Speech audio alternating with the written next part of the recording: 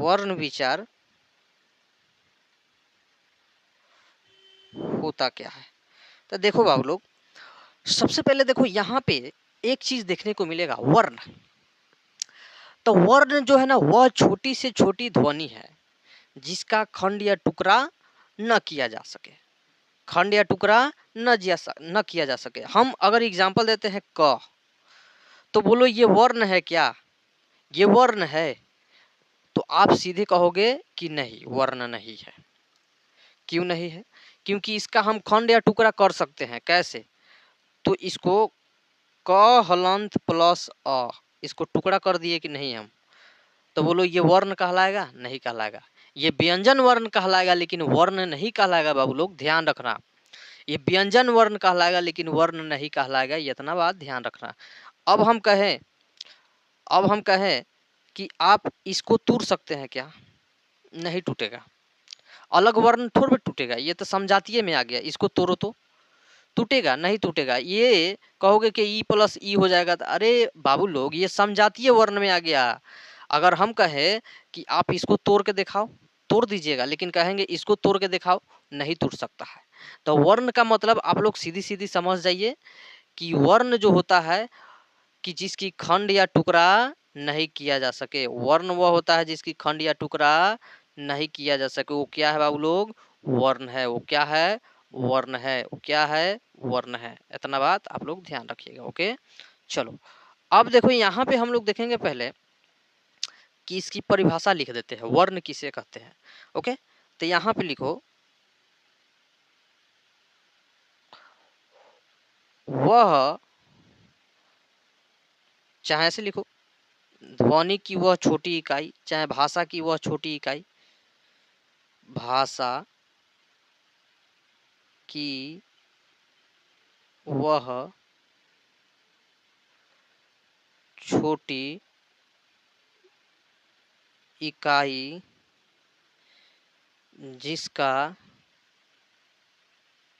जिसका खंड या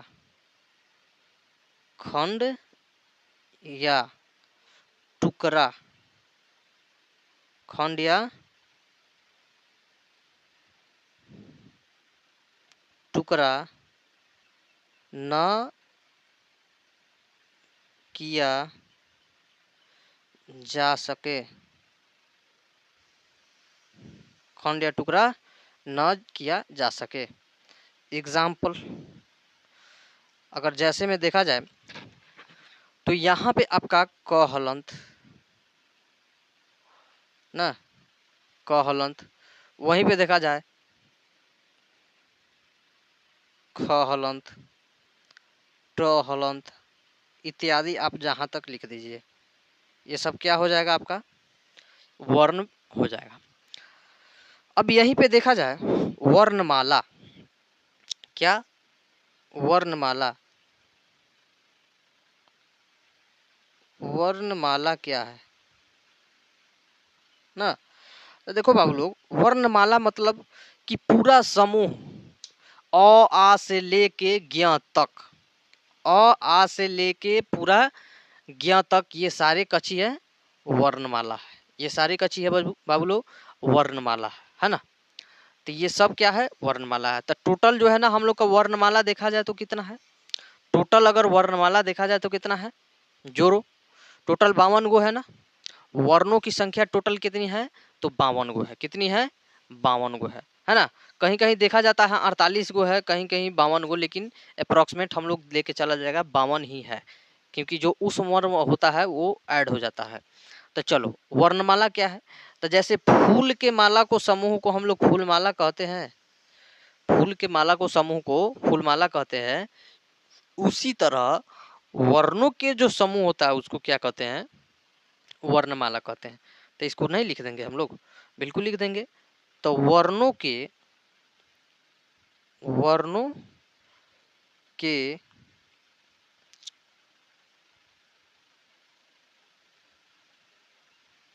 क्रमबद्ध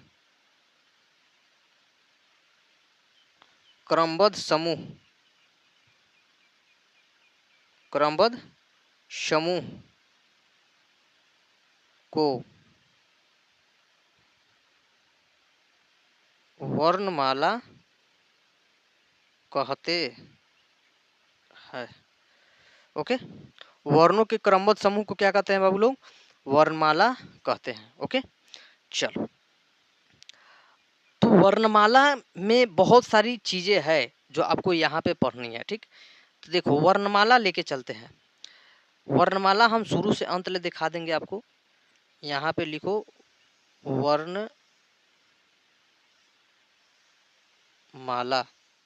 क्या लिखना है? वर्णमाला। तो देखो पहले हम लोग लिखते हैं अ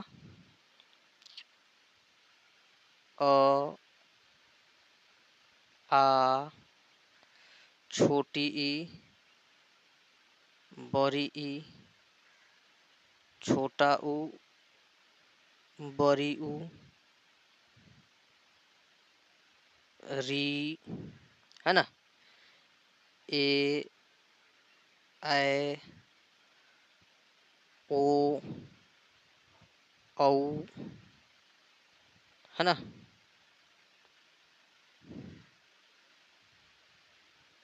यह नहीं दिखेगा,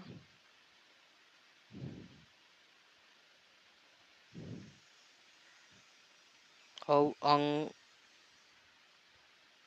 अह। ओके, चलो, ये हो गया हमारा पूरी तरह से जो ना स्वर वर्ण। अब देखो जैसे जैसे हम कर रहे हैं वैसे आप लोग देखते चलो सिर्फ।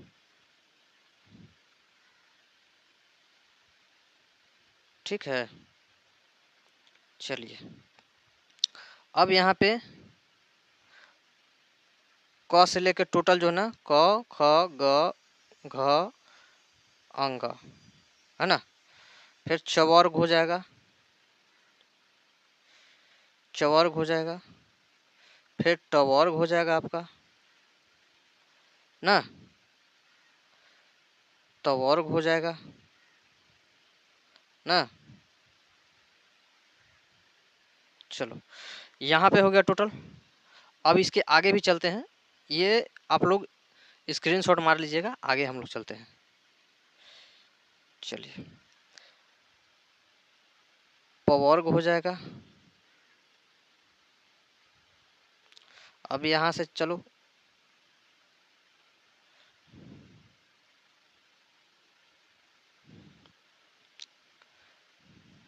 य, र, ल, व,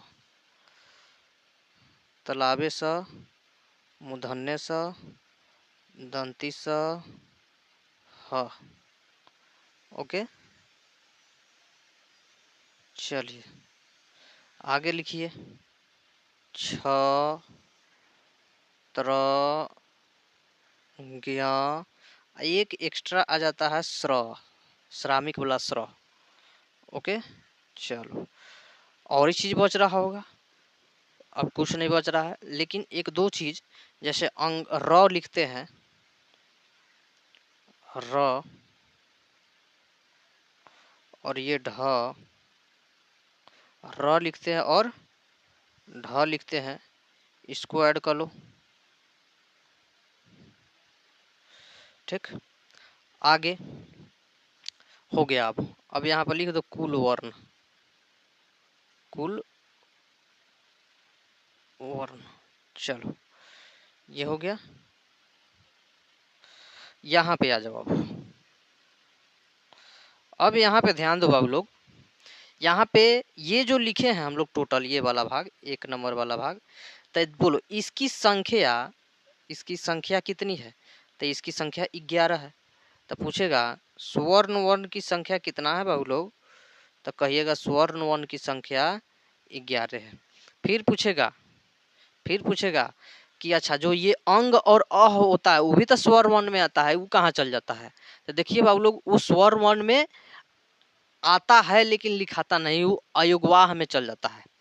तो स्वर्ण वर्ण की संख्या 11 याद रखिएगा, लेकिन वही संस्कृत में चले जाइए तो 13 हो जाता है, याद रखिएगा। बात समझ रहे हो ना? हाँ, तो कहेगा कुल स्वर वर्ण की संख्या कितना है? तो 13। और कहेगा स्वर्ण वर्ण की संख्या कितना है? तो 11। याद रखिएगा, नोट कर लीजिए। कुल स्वर वर्ण की संख्या कहे तो 13, और कहे सीधे स्वर्ण वर्ण की संख्या तो 11। तो कहेगा ये और अह जो है, अंग और अह क्या है, तो ये अयोगवाह है। कथी है बच्चों? अयोगवाह है। अयुग वाह, अयुग वाह। ओके, देखो ना, अयोग वाह, हमने अ का योग हो रहा है, अ का कची हो रहा है, योग हो रहा है। चलो, तो अयोगवाह की संख्या कितना हो गया? 2 गो। अब देखो, अब ये जो चवर्ग टवर्ग है, तो ये स्पर्श व्यंजन है आपका, तो ये स्पर्श व्यंजन की संख्या 25 होता है। स्पर्श व्यंजन की संख्या कितना होता है? 25, क्योंकि 50 25। तो ये आपका कंठ हो गया, ये आपका तालु हो गया ना, तालु हो गया, ये आपका क्या होते हैं, KTM2, मूर्धा हो गया KTM, ट वाला हो गया कथी, मूर्धा, मूर्धा, उसके बाद त, यानी KTM2, यानी डी हो जाएगा ये दंत। यहाँ पे लिखा नहीं रहा है बाबू लोग, यहाँ लिख दे रहे KTM2, KTM2 याद रखना, KTM2। ओके, ये ट्रिक है याद रखने का।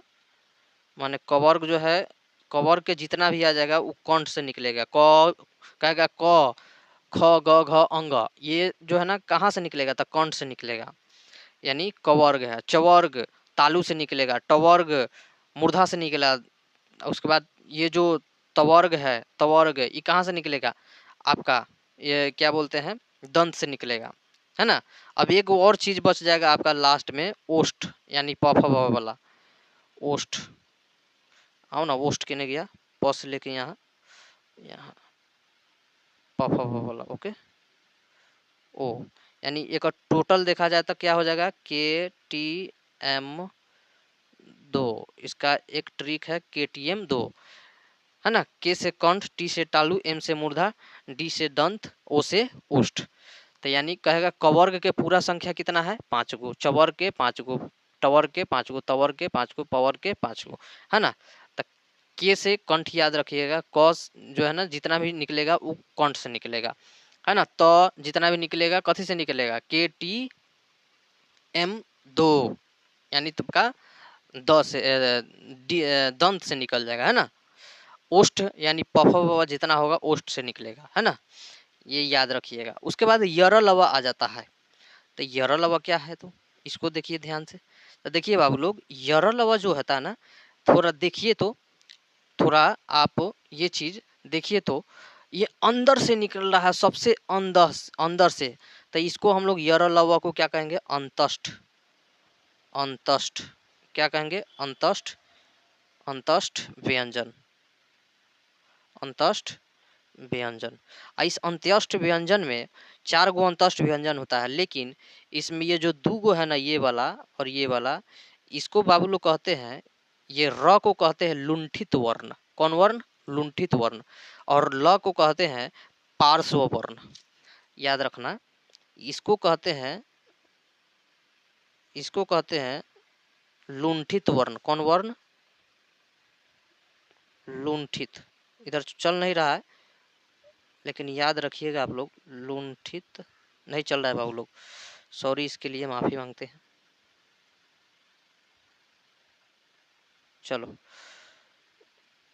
यहाँ पे याद रखिएगा, र जो है ना लुंठित वर्ण है, और ल जो है ना आपका ये पार्श्व वर्ण है। आइए य र ल व पूछे तो ये चारों आपका क्या है, अंतस्थ वर्ण है, अंतस्थ व्यंजन कह सकते हो। हो गया, आगे देखो, तलावे स मूर्धन्य स दंती स ह, ये चारों वर्ण है ना, ये आपका उष्म वर्ण है, यानी उष्म व्यंजन के रूप में आता है, उष्म। देखो तो उष्म माने उष्मा होता है, तो देखो तो इसको पढ़ के देखो तो, मुंह से पढ़ के देखो, यहाँ पे जो है ना गर्मी प्रदान होगा आपको। मुंह से जो है ना आप पढ़िए, तलावेश, मूर्धनेश, दंतीश, ह, ये जो है ना पढ़ के देखिए, आपके मुंह से उष्मा यानी गर्मी निकलेगा। चलो, तो उष्म वर्ण की संख्या कितना हो गया, 4 गो। अंतस्थ वर्ण की संख्या कितना हो गया, 4 गो। ठीक, अब देखो यहाँ पे जो है ना क्षत्रज्ञ, क और यहाँ पे देखो क और छ के मिलने से जो है क और छ के मिलने से बन जा रहा है कथी आपका, ये छ बन रहा है।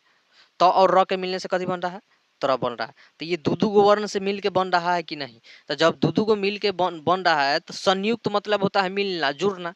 तो इसको क्या कह देंगे, संयुक्त वर्ण। तो संयुक्त वर्ण की संख्या भी कितना होता है, 4 गो होता है। संयुक्त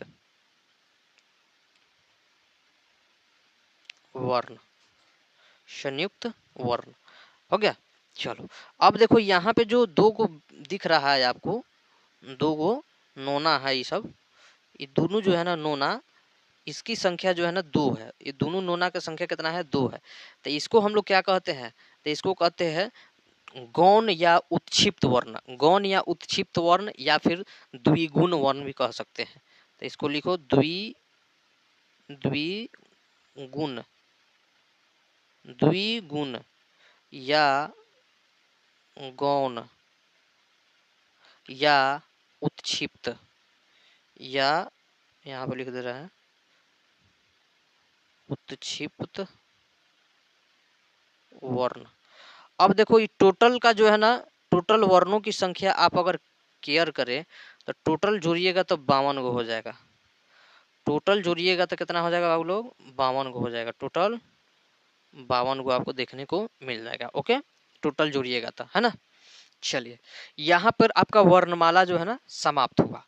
अब वर्णमाला समाप्त हुआ तो अब चलते हैं हम लोग, तो एक बार टेस्ट ले लेते हैं, उसके बाद देखेंगे कुछ, है ना।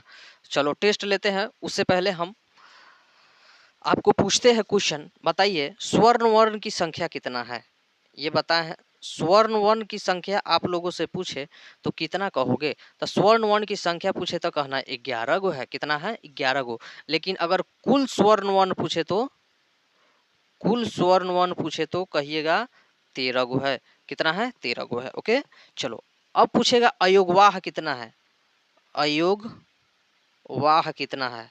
अयोगवाह की संख्या कितना है तो कहिएगा 2 है। कौन है, तो र और ड, र और ड। ओके चलो ढ का आगे जो ढ होता है नीचे ड लगा रहता है इस तरह से, ये वाला और ये वाला। तो ये र हो गया, ये ढ हो गया, र ढ 2। अयुगाह की संख्या कितना है, 2। अब पूछेंगे वो अंथष्ट व्यंजन की संख्या कितना है। तो अंथष्ट, अंथष्ट व्यंजन की संख्या कितना है, 4 गो। अंतःष्ट व्यंजन की संख्या कितना है बाबू लोग, 4 गो। वही हम पूछते कि बताओ उष्म व्यंजन की संख्या कितना है। उष्म, उष्म व्यंजन, उष्म व्यंजन की संख्या कितना है, तो 4 गो है, जिसको कहते हैं श श श ह, यानी तालाब समुधन से दंती स ह। अब पूछेंगे कि संयुक्त व्यंजन की संख्या बता दो। संयुक्त अभी बोले हैं ना जोड़ा वाला बात, संयुक्त व्यंजन यानी ये आपका छ, तर, ज्ञ और एक्स्ट्रा में आता है शर, एक्स्ट्रा में आता है शर। चलो अब बता दो गौण वर्ण किसे कहते हैं, या फिर गौण वर्ण जो है ना कितनी होती है।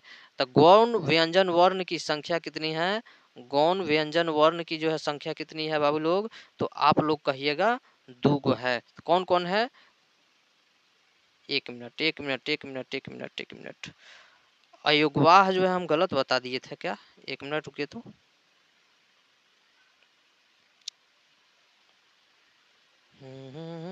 ये बाबू लोग अयोगवाह नहीं है।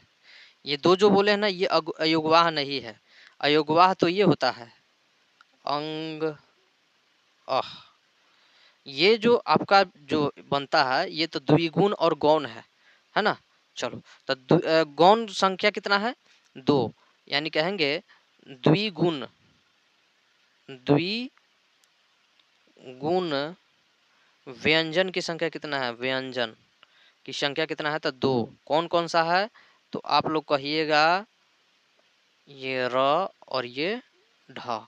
कहेगा कि अयोगवाह कितना है, तो अयोगवाह कहिएगा आप लोग अंग, अंग और अह, अंग और अह। ओके चलिए अब और क्वेश्चन पूछते हैं आप लोग से।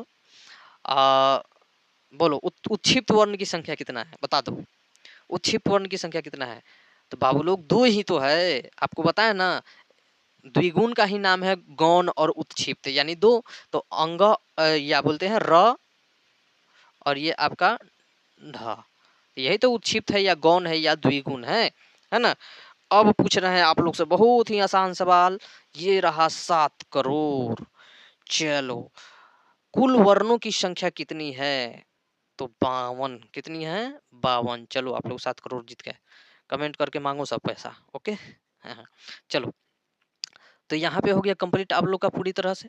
चलो एक और सवाल पूछते हैं, बताओ कि क्या ये वर्ण है? तो कहोगे हाँ। तो कौन वर्ण है?